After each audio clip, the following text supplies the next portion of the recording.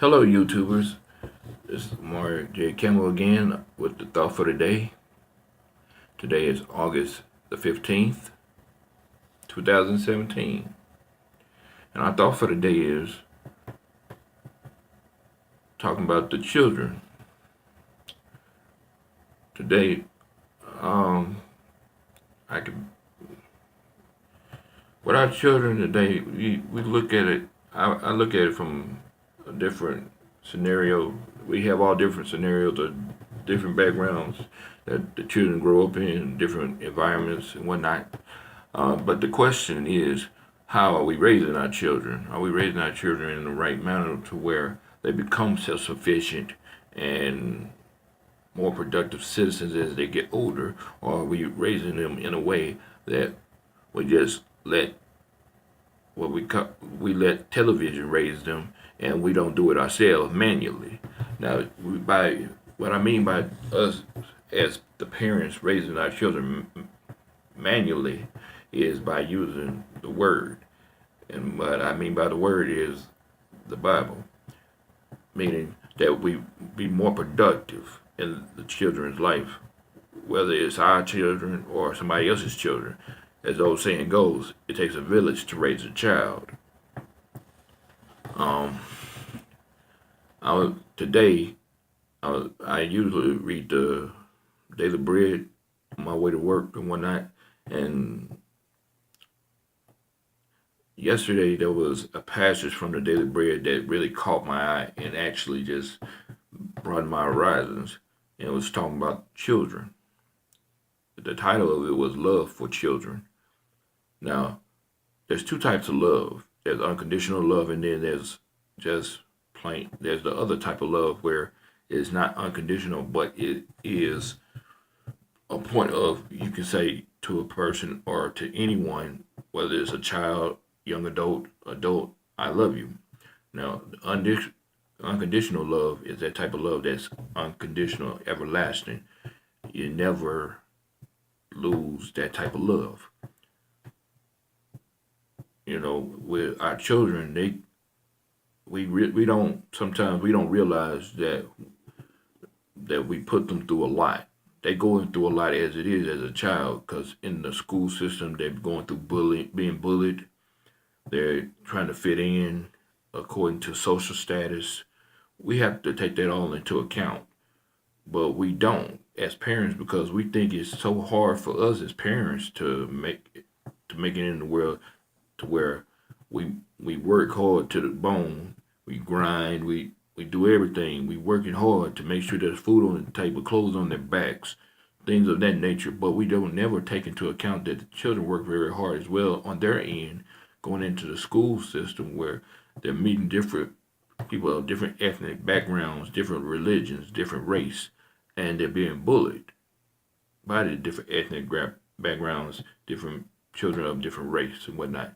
I'm not saying that we should hate the different people who are different because of their race and creed or ethnic background, but to basically say that we shouldn't allow our children to be bullied by anyone, whether it's because of the way they look, or whether the way they speak, or how they just do things differently from anybody else.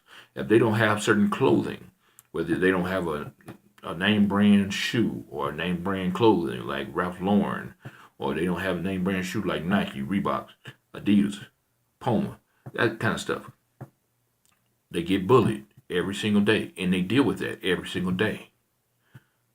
They sometimes even get bullied by their own parents because of the fact that the parents want them to do so well, or they expect them to do so well in school as far as their grades, that if the grades slip, they're verbally abused. Not physically. Sometimes physically is there in the household, and that's where it starts.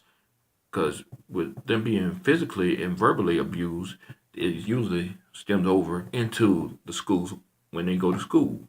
Because then their self esteem is not no longer of high confidence, but of low confidence, and they don't believe that they can do it because they hear it from their parents day by day. You ain't about nothing. You ain't gonna never be nothing. That's not the way to parent your children, whether you're the parent of the child or not. you have to encourage your children and let them know, look, you are somebody. You will be somebody. You can do anything and everything that you want to do if you put your mind to it. We have to be that example for them, whether it's their big brother or their big sister or their little brother or their little sister. We have to be that example. Just as God wants us to be the type of child that He wants us to be, to encourage others and to bring them closer to Him, so that when we reach the kingdom of heaven, He says, "Oh, job well done." Well, in life, in reality, it's the same thing. We have to be that example. We have to lead. And what I mean by leading, we lead our children in the right direction. Children have to be led because if you remember, when children are born, they come into this world knowing nothing. Their head, their brains are like sponges. They soak in everything that they see. They observe things. They see things. They hear things. They hear, see, smell, taste. Everything, those senses don't key in until they reach into this world. But the thing about it is, though, we have to give them the right nourishment, show them the right nourishment, teach them the right nourishment, and give them the proper nourishment. What I mean by that, teach them. When we don't teach them, we allow other people to teach them. And when we allow other people to teach them that are not of that positive being or that positive insight to teach them, then there's no longer a positive insight for them to follow. So then they follow in with the wrong crowd, do the wrong things, and 9 times out of 10 it ends up going to jail or imprisonment or death. That is not an option. It's unacceptable. By our standards and by God's standards, it is very unacceptable. We as a people, no matter what your race is, no matter what your creed is, no matter what you do in life, no matter what your occupation, I don't care what your occupation is, tend to your children, be around your children, talk to your children, see what's going on with them. Because when they reach out to us as parents, we sometimes are so busy that we don't realize or we don't open our eyes to see that, oh, my child was trying to reach out to me and tell me, hey, I have a problem. I'm trying to seek advice. So who do they seek advice from? Somebody that might not mean them no good whatsoever. That's why they have these different people like your pastors, deacons, that the children can reach out to. But they need to reach out to more than that. They need to reach out to their parents. Not just your brothers, your cousins, your uncles, or your grandmothers, or your grandfathers. Reach out to all of them. And we need to reach back and let them know that we are here. And that they don't have to feel like they're alone in life. And that they have to do everything alone. They are not alone because true enough, God is there in spirit. But physically, mentally, emotionally, they are not alone because the parents are there. And we need to let them know that we are here to be there for them in their time of need. Now, the question that I'm asking to the parents, whether you're a single mother, single father, or you're a married couple, do you reach out to your children? Do you take the time to understand your children, where they're coming from and what they go through every day? That's the question that I ask to you.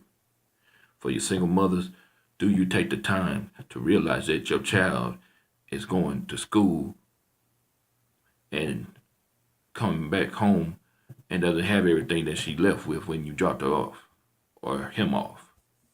Do you realize that when they come back home that they're so unhappy or there's something wrong that you neutralize the situation, or you're going to find out you get to the bottom of what's going on? That's the problem we have as parents. We don't take the time to notice these things. If we take the time to open our eyes and observe our children and see what's going on with them, then we can get better insight of what's going on with them in life. And maybe, just maybe, learn from them, and that they'll learn from us. That's what life is all about. Keep them steady on the course that God has set for them, because God has a purpose for everyone. God has a purpose for every single living being on this earth. But if we just ignore what's going on, we ignore the signs that lead to a misunderstanding, that leads to crime and poverty and all these things, then we're not doing our job as parents. We're not doing our job as Christians, and we're not doing our job, period, to make sure that the children are being led in the right direction, so to speak. So when you look at your children every day, waking them up, getting them up ready for school, ask yourself that question. Have I done everything that I'm supposed to do as a parent? Ask yourself this question. Am I making sure that my child has everything they need? Ask yourself this question. Is there anything going on with my child that I don't know about? These are the questions that you need to ask yourself every single day that you get your child up and you see them every single day that they go to school, come back from school. These are the questions you need to ask yourself. Because children, whether they have autism, whether they are born normal, where there's no abnormalities or any sort, believe it or not, they are still children, no matter whether they have autism, ADHD, ADD, any type of ailment that they have. Because those ailments are not disabilities. They're not stumbling blocks. They're nothing but storms that shall pass. And you should be encouraging enough to your children to let them know, okay, yes, you have this abnormality, but you will rise above it.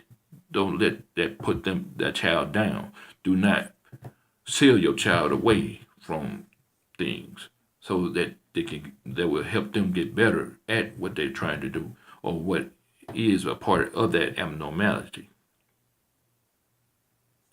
This is the message that I sent to you. And this is the thought for the day.